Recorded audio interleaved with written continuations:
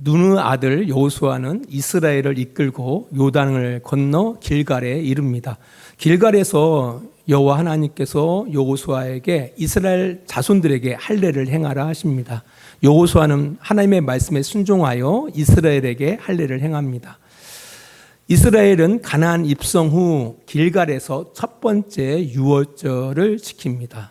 이스라엘 백성이 가나안 땅의 소산물을 먹는 다음 날 만나가 그칩니다. 여호수아 5장 12절입니다. 또 그 땅의 소산물을 먹은 다음 날에 만나가 그쳤으니 이스라엘 사람들이 다시는 만나를 얻지 못하였고 그 해에 가나안 땅의 소출을 먹었더라. 이후에 이제 여호수아가 여리고에 가까이 이르렀을 때에 여호와의 군대 장관을 만납니다. 여호수아가 여호와의 군대 장관을 향하여 묻습니다. 당신은 우리를 유하느냐 우리의 적들을 유하느냐. 그때 여호와의 군대 장관은 이렇게 대답합니다. 우리 여호수아 5장 14절입니다. 그가 이르되 아니라 나는 여호와의 군대 대장으로 지금 앉느니라 하는지라. 여호수아가 얼굴을 땅에 대고 엎드려 절하고 그에게 이르되 내 주여 종에게 무슨 말씀을 하려 하시나이까. 그렇습니다. 지난 시간에 말씀드렸던 것처럼 여호와 하나님은 이스라엘의 편도 또한 이스라엘을 대적하는 적군의 편도 아닙니다. 여호와 하나님은 여호와 하나님 되십니다. 이 이야기를 듣고 이 여호수아는 여호와의 군대 대장을 향하여 얼굴을 땅에 대고 엎드려 절하며 이렇게 말합니다. 14절 하반절에 보니까 내 주여 종에게 무슨 말씀을 하려 하시나이까.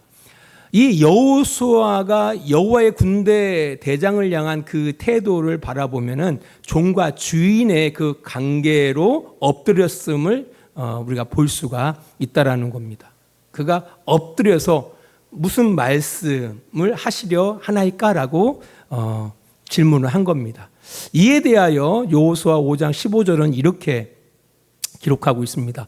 여호와의 군대 대장이 여호수아에게 이르되 네 발에서 신을 벗으라 네가 선 곳은 거룩하니라 하니 여호수아가 그대로 행하니라라고 기록하고 있습니다. 사실 여호와 하나님의 군대 대장과 여호수아의 질문과 답변이 뜬금없는 것처럼 겉도는 것처럼 보이지만 전혀 그렇지가 않습니다. 이 질문과 답변 속에 이 두 가지 귀중한 사실을 깨닫게 되어집니다. 이 첫 번째 사실은요, 그 가나안 전복 전쟁이 여호와 하나님의 전복 전쟁임을 이야기하고 있다라는 겁니다.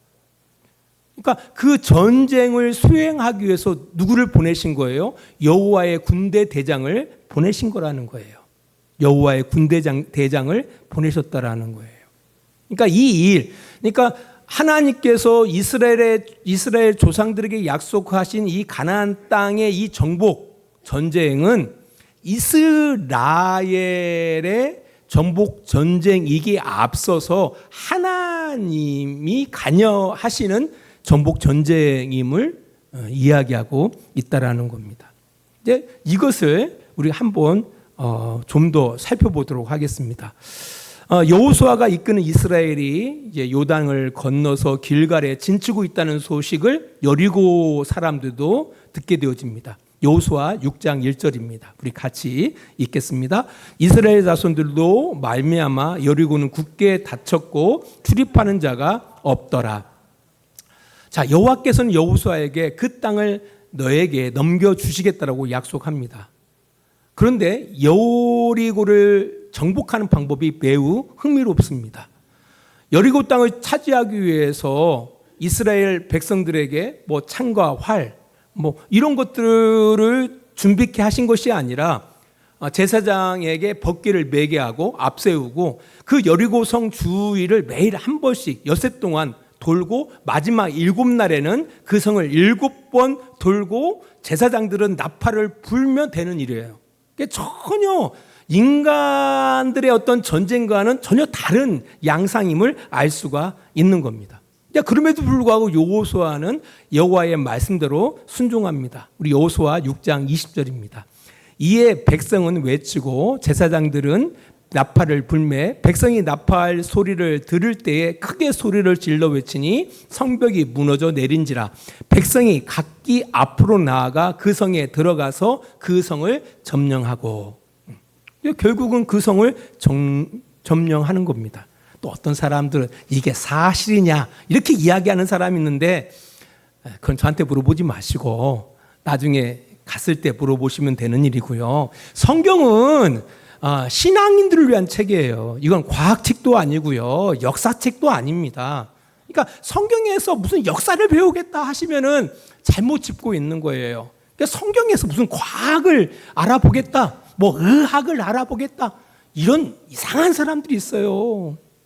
그래서 뭐 무슨 소금이 뭐 만병통치약이네, 뭐 이런 이야기들. 또 아직도 태양이 지구를 돌고 있네, 뭐 이런 이상한 이야기들. 전혀 성경에서 전달하고자 하는 메시지하고는 동떨어진 주장들입니다. 이게 사실이냐 사실이 아니냐가 중요한 게 아니에요. 신앙인들을 위한 책이라는 거예요. 아무튼 이 전쟁이 누구의 전쟁이라는 거예요? 여호와 하나님의 전쟁이었다라는 거예요.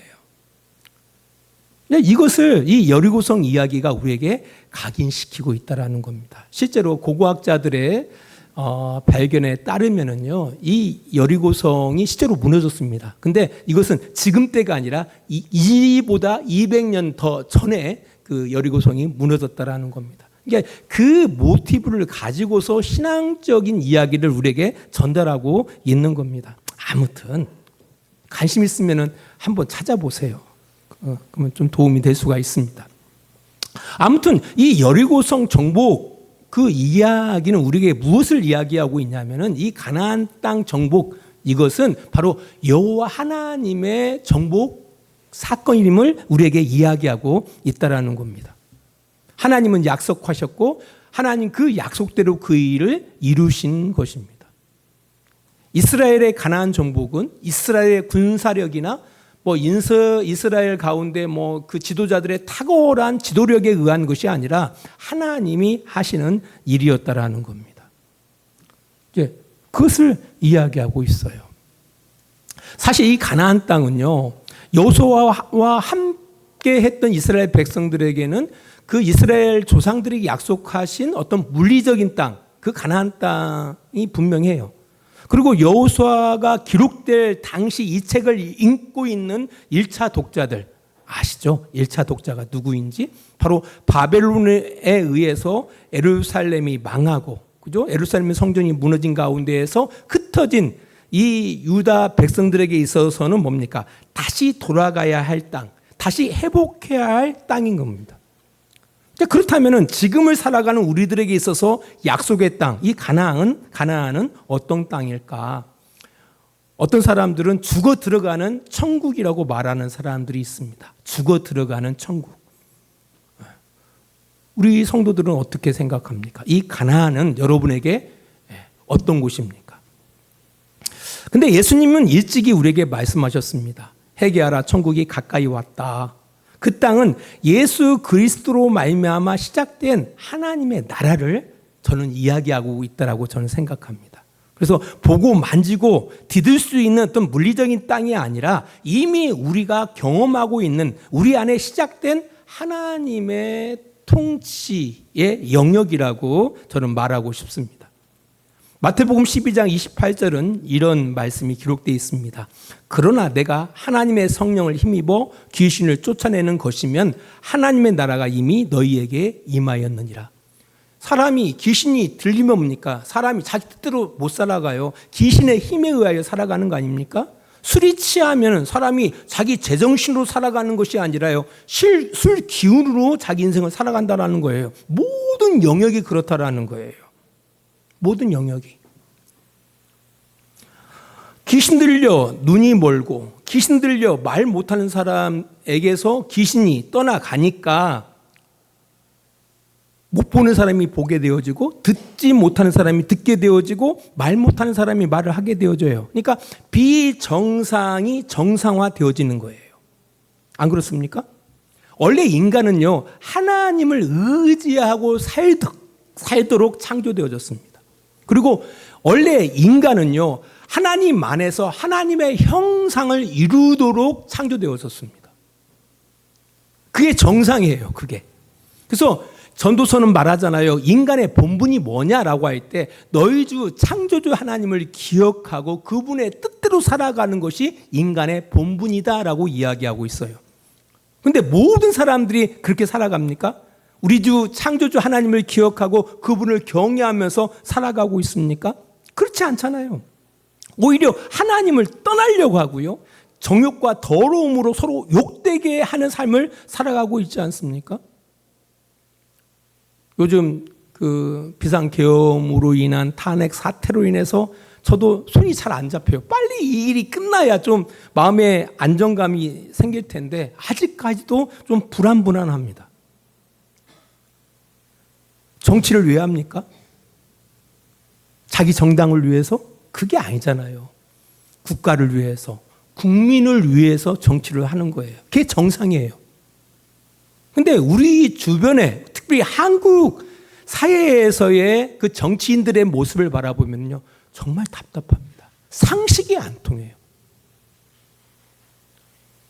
정말 국민을 위해서, 정말 국가를 위해서 최선을 다해야 할 이 정당인들이 자기 정당의 이익을 위해서, 정권을 위해서 부역하는 모습을 바라보면서 참 답답함을 느끼게 된다는 거예요. 이게 비정상인 거예요. 하나님을 경외하는 것 정상적인 거예요. 하나님 안에서 하나님의 형상을 이루어 나가는 것, 이게 정상적인 겁니다. 그것이 우리 예수 그리스도를 믿는 사람들에게 시작됐다라는 거예요. 우리가 하나님을 이게 인정하고 하나님을 경외하기 시작한 거예요. 정상화가 된 거죠. 그리고 하나님 안에서 하나님의 형상을 이루어 나가는 거예요. 바로 우리 안에 이 가나안 땅은 바로 그것을 이야기하고 있다라는 겁니다. 하나님 안에서 하나님의 영역, 하나님의 통치하는 영역이 확장되어지는 것. 그것이 바로 하나님 나라고, 그것이 바로 예수님께서 말씀하신, 또한 성경이 말하는 우리가 적용할 수 있는 가나안 땅이라는 겁니다.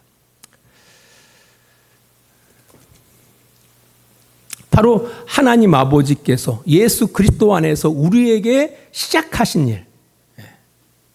그러나 이 일은 우리의 힘으로 할 수 없어요. 우리도 함께 해야지만 우리의 힘으로만 할 수 있는 전쟁이 아닙니다. 승리할 수 있는 전쟁이 아닙니다. 어떻게 할 때? 하나님 안에 거할 때에 비로소 승리할 수 전쟁임을 이 여호수아가 우리에게 이야기하고 있다는 겁니다. 하나님이 우리에게 편들어 주신다고 되는 일이 아니라 우리가 하나님 안에 거할 때 되는 일이에요. 우리가 하나님 안에 거할 때 되는 일이에요. 생각해 보세요. 나무에 가지가 붙어 있습니까? 가지에 나무가 붙어 있습니까? 우리가 뭐 가지에 나무가 붙어 있는 것도 같고요. 또 나무에 가지에 나무가 붙어 있는 것도 같아요. 붙어 있는 것은 같으니까. 그지만 사실은 이 나무에 가지가 붙어 있는 거거든요. 안 그래요? 그러니까 우리가 하나님 안에 거할 때 이 싸움은 승리할 수가 있는 거예요. 우리는 기도하죠. 하나님 내 편 들어주세요. 다른 사람들은 다 떨어지더라도 하나님 내 자식만은. 아까 우리 예배 전에 교제하는데 한 권사님 그런 말씀을 하시더라고요. 그 전에 다녔던 그 교회 어떤 성도님이 일천번제를 했는데 일천번제 하고 나서 그 아들이 공무원에 합격했다라는 거 아니에요. 하고 그렇게 자랑을 많이 하더래요. 내 자식이 일천번제 해가지고 공무원에 합격했다고. 만일 정말 일천번제 해가지고 그 사람이, 그 아들이 그것 때문에 공무원에 합격했다면 난 그 하나님 안 믿을래요. 상식적으로 생각해 보세요. 그런 하나님을 왜 믿습니까? 자기한테 잘해줬다고 그 사람은 합격시켜주고, 자기한테 못했다고 그 사람은 불합격시켜주시고, 그게 하나님이 아니잖아요. 그런 하나님이.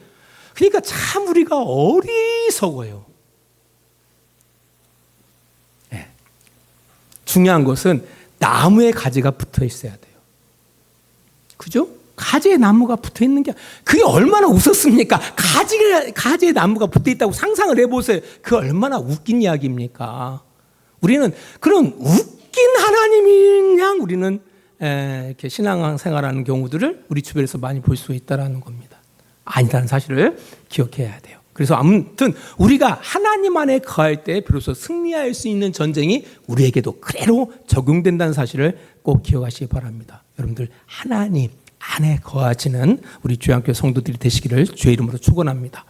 자, 두 번째 사실을 어떤 사실을 우리에게 이야기하고 있는데요. 바로 우리가 하나님 안에 거하는 그 비결이 무엇인지를 이야기해 주고 있다는 거예요. 우리가 하나님 안에 거하는 것, 승리의 비결을 우리에게 전해주고 있다는 겁니다.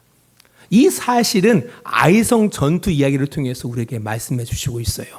여호수아 7장 2절입니다.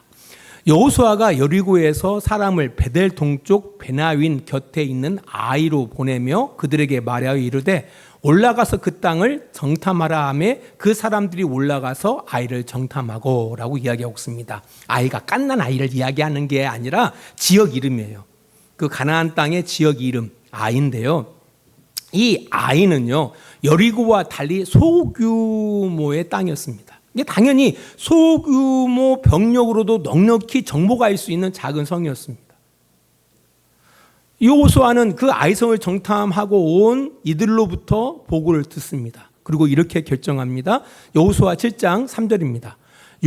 여호수아에게로 돌아와 그에게 이르되 백성을 다 올라가게 하지 말고 2-3천 명만 올라가서 아이를 치게 하소서. 그들은 소수이니 모든 백성을 그리로 보내어 수고롭게 하지 마소서 하므로 라고 이야기하고 있습니다. 그러니까 이것은요, 하나님이 안 도와줘도 자기들의 힘으로 충분히 이길 수 있는 전쟁이에요. 그래서 한 3천 명 정도를 올려보냅니다. 근데 문제가 생겼어요. 그렇게 정말 무시하고 올라간 아이성에서 이스라엘은 도망쳐 쫓깁니다. 그 가운데 36명의 이스라엘 사람들이 죽임을 당합니다. 이 패배로 인해서 이스라엘은 충격에 휩싸입니다. 여호수아 역시 슬퍼하면서 여호와 하나님 앞에서 이렇게 말합니다. 여호수아 7장 8절로 9절입니다. 우리 같이 읽겠습니다. 주여, 이스라엘이 그의 원수들 앞에서 돌아섰으니 내가 무슨 말을 하오리이까? 가나안 사람과 이 땅의 모든 사람들이 듣고 우리를 둘러싸고 우리 이름을 세상에서 끊으리니 주의 크신 이름을 위하여 어떻게 하시려 하나이까 하니라고 이야기하고 있습니다. 말도 안 되는 싸움에서, 아니 하나님이 안 도와줘도 이길 수 있는 싸움에서 패배를 한 거예요. 여호수아도 말이 나오지 않아요. 말이 나오지 않아요. 그리고 이제 앞으로 될 일이 걱정이에요. 왜? 가나안의 모든 사람들이 이스라엘을 우습게 여기고 오히려 우리를 갖다가 죽일 거라는 거예요. 그렇게 되어지면 하나님은 하나님의 얼굴이 뭐가 되겠냐라고 하나님 앞에 따져 묻는 겁니다.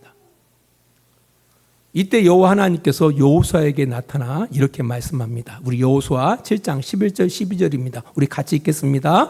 이스라엘이 범죄하여 내가 그들에게 명령한 나의 언약을 어겼으며 또한 그들이 온전히 바친 물건을 가져가고 도둑질하며 속이고 그것을 그들의 물건들 가운데서 두었느니라. 그러므로 이스라엘 자손들이 그들의 원수 앞에 능히 맞서지 못하고 그 앞에서 돌아섰나니 이는 그들도 온전히 바친 것이 됨이라. 그 온전히 바친 물건을 너희 중에서 멸하지 아니하면 내가 다시는 너희와 함께 있지 아니하리라. 자, 이스라엘 백성들이 그냥 그들의 힘으로도 충분히 이길 수 있는 전쟁에서 실패한 것은 이스라엘이 힘이 약해서 그런 것이 아니라는 거예요. 또 여호와 하나님의 손이 짧아서 그런 것도 아니라는 겁니다. 그러면 어디에 문제가 있느냐라고 할 때 이스라엘이 하나님의 명령에 불순종했기 때문에 그렇다라고 이야기하고 있습니다. 이 불순종의 문제를 해결하지 아니하면은 나는 다시는 너희와 함께하지 않겠다라고 하나님께서 말씀하시는 겁니다. 이 불순종의 문제로 이스라엘이 실패했다라는 거예요. 이스라엘의 힘 가지고도 충분히 이길 수 있는 전투에서 어떻게 그들이 실패했다라고 이야기하고 있는 겁니다. 그 이유가 뭐라고요? 불순종, 불순종. 이 이야기를 듣고 여호수아도 충격을 받는 거예요. 하나님께서는 여호수아에게 이렇게 말합니다. 여호수아 7장 13절입니다. 너는 일어나서 백성을 거룩하게 하여 이르기를 너희는 내일을 위하여 스스로 거룩하게 하라. 이스라엘 하나님 여호와의 말씀에 이스라엘아 너희 가운데서 온전히 바친 물건이 있나니 너희가 그 온전히 바친 물건을 너희 가운데서 제하기까지는 네 원수들 앞에 능히 맞서지 못하리라. 뭐라고요? 스스로 거룩하게 하라. 스스로 거룩하게 하라. 그렇게 해서 그 원인을 찾아보니까 아간이라는 사람이 자기의 탐심으로 말미암아 하나님의 전리품을 가로챈 거예요. 여호수아 7장 18절입니다. 삽대의 가족 각 남자를 가까이 나오게 하였더니 유다지파 세라의 증손이요 삽디의 손자요 갈미의 아들인 아간이 뽑혔더라. 아간 많이 들어보셨을 것입니다. 바로 이스라엘이 아이성에서 패배한 그 근본적인 그 원인이 바로 아간이었던 거예요.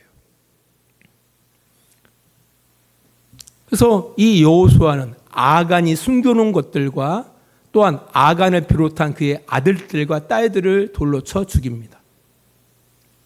숨겨놓던 것들은 다 불태우고 아들들과 딸들은 돌로 쳐 죽입니다. 이렇게 말하니까 아니 목사님 아간 혼자 범죄한 것을 왜 자식들까지 이렇게 이야기하는 사람들이 있습니다. 이게 훔친 것을 어디에다가 보관했어요? 가족들이 기거하는 텐트 밑에 숨긴 거예요. 그 이야기는 바로 뭐예요? 가족들도 알았다라는 거예요. 그의 자녀들도 그 사실을 알았다라는 거예요. 그래서 그 골짜기 이름을 아골 골짜기라고 부릅니다. 그래서 이스라엘 백성들은 아골 골짜기를 바라볼 때마다 누구를 생각할까요? 아간을 생각하게 되는 겁니다. 이렇게 한 이후에 전열을 정비한 여호수아와 이스라엘 백성들은 아이성을 정복하게 됩니다. 이 아이성 전투의 패배와 승리를 통해서 여호와 하나님께서 이스라엘 백성들에게 요구하시는 것, 특별히 가나안 정복 전쟁을 위해서 이스라엘에게 요구하시는 것이 무엇인지를 분명하게 말씀해 주시고 있다는 겁니다. 그게 바로 뭘까요? 거룩입니다. 거룩. 우리는요, 거룩에 대해서 많이 오해합니다. 다른 사람들은 예배하지 않고 우리는 예배할 때 우리는 거룩한 사람이야 라고 생각하는데요. 일정 부분은 맞고 많은 부분은 틀릴 수가 있습니다. 이 거룩이 과연 뭘까요? 이 여호수아서를 읽는 1차 독자들 있잖아요. 처음 독자들은 이 메시지를 통해서 큰 의미를 깨닫습니다. 우리가 하나님이 약속하신 예루살렘을 빼앗긴 이유가 어떤 군사력이나 지도자의 능력의 여부가 아니라 우리가 하나님 앞에 이 거룩하지 못했기 때문에 우리가 이렇게 빼앗겼구나 라고 깨닫는 겁니다. 교회는 어떤가요? 우리가 교회가 사실 그나마 캐톨릭은 나아요. 참 캐톨릭 요즘 부럽습니다. 우리 개신교들이 왜 사회로부터 지탄의 대상이 될까요? 왜 그럴까요? 무엇이 거룩인지 이들이 깨닫지를 못해요. 그냥 교회 안에만 들어오면 거룩한 줄 아는가 봐요. 예배 때 목사만 되면 전혀 그렇지가 않습니다. 거룩이 무엇일까요? 그것은 바로 뭐냐면은 하나님의 말씀에 순종하며 살아가는 것이 거룩입니다. 우리가 가나안 정복 이야기에서 갑자기 모세의 율법 이야기가 등장해요. 우리 잠깐 볼까요? 여호수아 8장 34절입니다. 8장 34절 35절 우리 같이 읽습니다. 그 후에 여호수아가 율법책에 기록된 모은대로 축복과 저주하는 율법의 모든 말씀을 낭독하였으니 모세가 명령한 것은 여호수아가 이스라엘 온 회중과 여자들과 아이와 그들 중에 동행하는 거류민들 앞에서 낭독하지 아니한 말이 하나도 없었더라. 왜 율법을 낭독합니까? 우리 말씀대로 살아가자는 거죠. 이거 갑자기 이 이스라엘 백성들이 가나안 정복 이야기를 하다가 8장에 뭐가 등장해요? 율법 이야기가 등장하는 이유가 바로 거기에 있는 거예요. 진짜 거룩이 뭐냐라고 할 때, 뭐가 거룩한 거냐, 뭐가 순종하는 거냐라고 할 때 바로 하나님의 말씀을 지켜 행하는 것이 거룩이고 그것이 순종임을 이야기하고 있다라는 겁니다.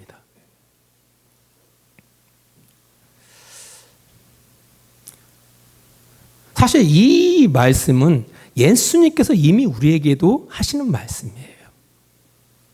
이미 우리도 이 가나안의 정복 전쟁이 우리 안에 이미 시작되어졌습니다. 하나님의 나라가 우리 안에서 전 영역에서 조금씩 확장되고 있는 거거든요. 꼭 밀가루 속의 누룩처럼.